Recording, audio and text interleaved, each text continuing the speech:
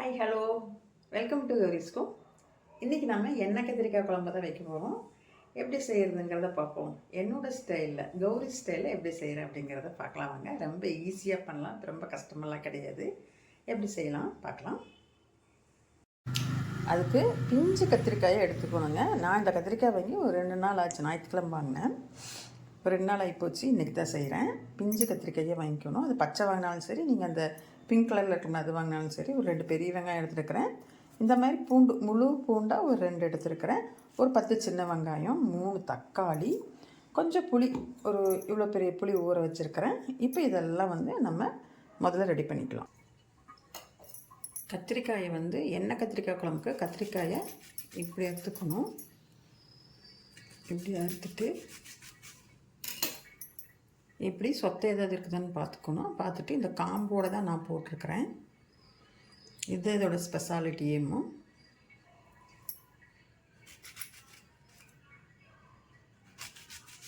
பார்த்து அறுக்கணும், கையை அறுத்துக்காதீங்க.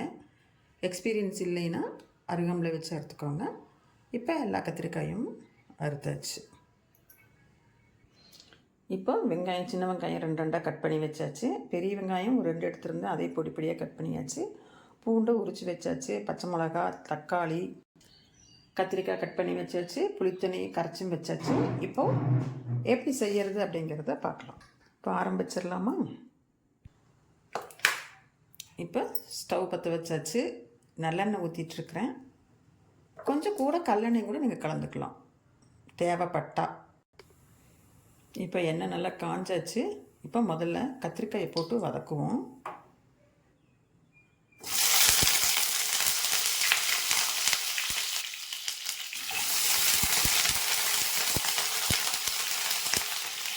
கத்திரிக்காய் தண்ணியிலிருந்து எடுத்து போடும்போது பெருக்கும், பார்த்து போடுங்க. கொஞ்சம் கையை தூரமாக வச்சுட்டு போடுங்க. நல்லா வதக்கலாம்.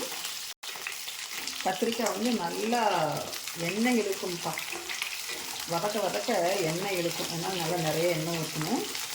இன்னொரு நாளைக்கு நான் இன்னொரு வீடியோவில் கத்திரிக்காய் ஊறுகாய் எப்படி செய்யறதுங்கிறத போடுறேன். அந்த கத்திரிக்காய் ஊறுகாய் எப்படி செய்யறது பார்க்கணுன்னா நீங்கள் சப்ஸ்கிரைப் பண்ணிவிட்டு பாருங்கள்.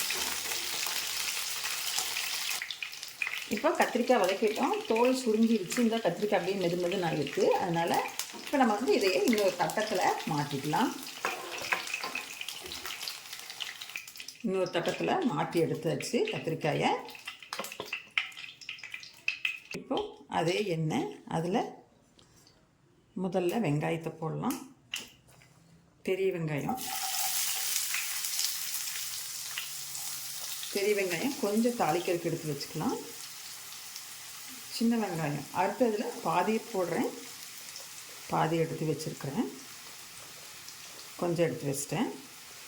பூண்டு அதே மாதிரி பூண்டையும் இதிலே போட்டுக்கலாம். பூண்டு பாதி தான் போட்டிருக்கிறேன். கொஞ்சம் எடுத்து வச்சுருக்கிறேன். எதுக்குன்னு சொல்கிறேன் எதுக்குன்ட்டு. பச்சை மிளகாயும் இப்படி போட்டுக்கலாம். போட்டு வதக்கலாம். இப்போ எடுத்து வச்சுருந்த பூண்டை அப்படியே நச்சு போட்டிருக்கிறேன். அது ஒரு நல்ல டேஸ்ட்டு, ஸ்மெல் நல்லாயிருக்கும். பாதி பூண்டை முழுசாக போட்டிருக்கேன். பாதி பூண்டை நச்சு போட்டிருக்கிறேன். வெங்காயம் வதங்கிட்டு இருக்குது. வதங்கட்டும். வெங்காயம் இப்போ நல்லா கலர் மாறிடுச்சு. பாருங்கள், பார்த்தா தெரியுதா? கலர் மாறி இருக்குது. இப்போ நம்ம தக்காளியை போட்டுக்கலாம். இப்போ தக்காளியை போட்டுக்கிறேன். தக்காளியை போட்டு நல்லா வதக்குவோம். கொஞ்சம் உப்பு போட்டுக்கலாம். கூட கல்லுக்கு போட்டிருக்கிறேன். போட்டு வதக்கலாம்.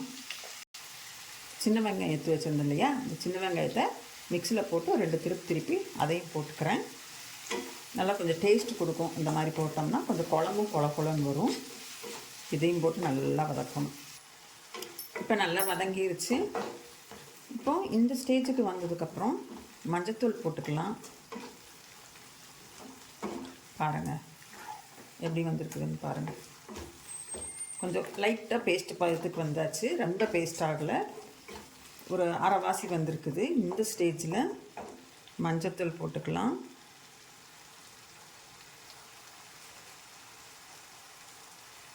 ஒரு ஸ்பூன் மிளகாத்தூள் போடுறேன்.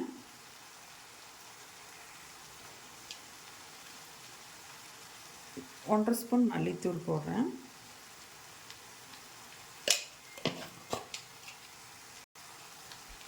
வீட்டில் அரைச்சி வச்சுருக்கிற குழம்பு பொடி தான், சாம்பார் பொடி தான் நான் போடுறேன். நீங்கள் புளிக்குழம்பு பொடி இருந்தால் போட்டுக்கலாம். புளிக்குழம்பு பொடி தீர்ந்துருச்சு, அதனால் நான் 2 ஸ்பூன் வந்து சாம்பார் தூளை போட்டிருக்கிறேன். இப்போ இதை வந்து நல்லா பரட்டி விடலாம். ஏற்கனவே உப்பு போட்டிருக்கிறோம், அதனால் பார்த்து பரட்டணும். இப்போ இப்படி இது பரட்டும் போது நம்ம இந்த கத்திரிக்காயும் கூட சேர்த்துக்கலாம். ஏன்னா பாதி தான் நம்ம சேர்த்துருக்குறோம், கத்திரிக்காய் பாதி தான் வெந்திருக்கோம். இப்போ இதையுமே போட்டு பரட்டி விடலாம். அப்படி பரட்டும்போது அந்த மசாலெல்லாம் வந்து அந்த குழம்பு நம்ம கட் பண்ணி வச்சுருக்கோம் இல்லையா 4 துண்டா, அதுக்கெல்லாம் நல்லா போய் இதாகிக்கும், மெர்ஜாகிக்கும் அப்படியே. இப்போது இதுலேயே கத்திரிக்காய் நல்லா வெந்தாச்சு. ஏன்னா புளித்தண்ணி ஊற்றினா கத்திரிக்காய் வேகாது, அதனால் இதில் போட்டு ஒரு 5 நிமிஷம் மூடி வைப்போம். மூடி வச்சு வேக வைப்போம். இப்போ வேகட்டும், 5 நிமிஷம் மூடி வைப்போம். மூடி வச்சிட்டேன். அந்த ஒரு 5 நிமிஷம் அப்படியே அந்த ஆவியிலேயே கொஞ்சம் வேகட்டும். அடிப்பிடிச்சிடாமல் பார்த்துக்கோங்க, எடுத்து பார்த்துக்கோங்க. பாருங்கள், இப்போ தான் மூடி வச்சேன், எப்படி ஆவி வந்து வேகுதுன்னு பாருங்கள். இந்த கத்திரிக்காயெல்லாம் இப்போவே சுருங்கிடுச்சு. இப்போ தான் மூடி வச்சு இப்போ தான் போட்டோம். இந்த கத்திரிக்காய் பாருங்கள் அப்படியேவும் சுருங்கி அப்படியே மாவு மாதிரி ஆயிடுச்சு. இன்னும் கொஞ்சம் வேகணும். இந்த பச்சை வாசமெல்லாம் போடணும் இல்லையா, பொடியெல்லாம் போட்டுருக்கோம்ல, அதனால் இந்த மசாலாலாம் காய்க்குள்ளார இறங்கட்டும். அதுக்கும் கொஞ்சம் டைம் எடுக்கும். ஒரு 5 நிமிஷம் தான், அதுக்கு மேலே வேண்டியதில்லை. மூடி வச்சிட்றேன். இவர்கிட்ட நீங்கள் பார்க்கணுங்கிறதுக்காக தான் எடுத்து காமிச்சேன்.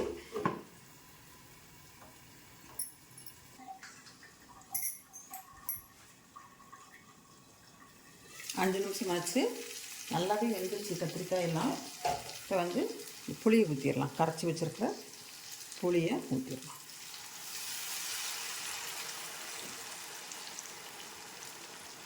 கொஞ்சம் கப்பி இருக்குது, நான் ஒரே வலிச்சு விட்டுறேன்.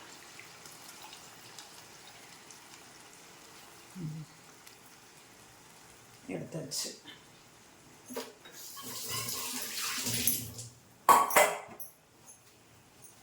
இப்போ இதை நல்லா கிளறி விடுவோம். கிளறி விட்டுட்டு உப்பு காரம் தண்ணி ஊற்றிக்கோங்க, இன்னும் கொஞ்சம் தேவைப்பட்டுதுன்னா. ஏன்னா வேகும்போது தண்ணி அப்படியே இஞ்சும். தண்ணி ஊற்றிட்டு உப்பு காரம் பார்ப்போம். காரம் சரியாக இருந்துச்சு, எனக்கு உப்பு தான் கொஞ்சம் பத்தாத மாதிரி இருந்துச்சு, போட்டிருக்கிறேன்.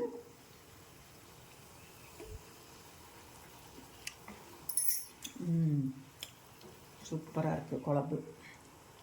இந்த புளி மட்டும் கொதிக்கட்டும்.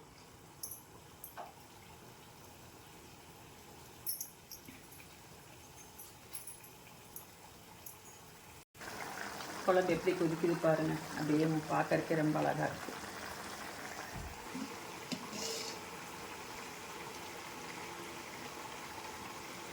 கொஞ்சம் பெருங்காயப்பொடி போடுறேன். இப்போ குழம்பு ஆயிடுச்சான்னு பார்ப்போம்.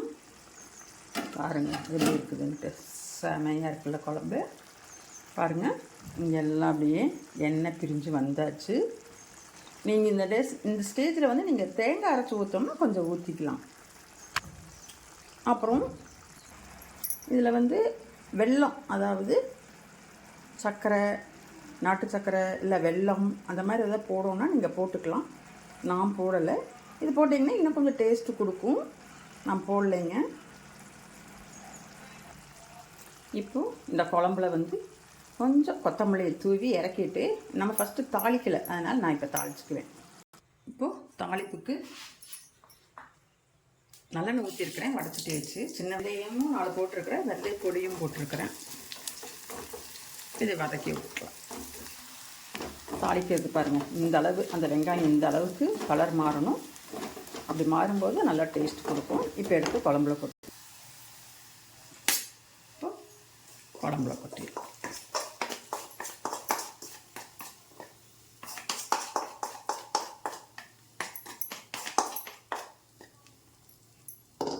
கொஞ்சம் நேரம் மூடி வச்சிடலாம்.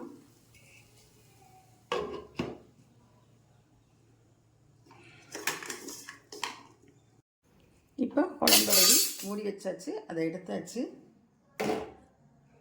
இப்போ நீங்கள் இதைய அப்படியே சாப்பாட்டுக்கு போட்டு சுடுசாதத்துக்கு போட்டு பிசைஞ்சு சாப்பிட்டீங்கன்னா அவ்வளோ டேஸ்ட்டாக இருக்கும். நீங்களும் இந்த மாதிரி செஞ்சு பார்த்துட்டு எப்படி இருக்குன்னு சொல்லுங்கள். இந்த வீடியோ பிடிச்சிருந்தா எனக்கு ஒரு லைக் பண்ணுங்கள், ஷேர் பண்ணுங்கள். கௌரிஸ் கும் சேனலை சப்ஸ்கிரைப் பண்ணிவிட்டு பாருங்கள்.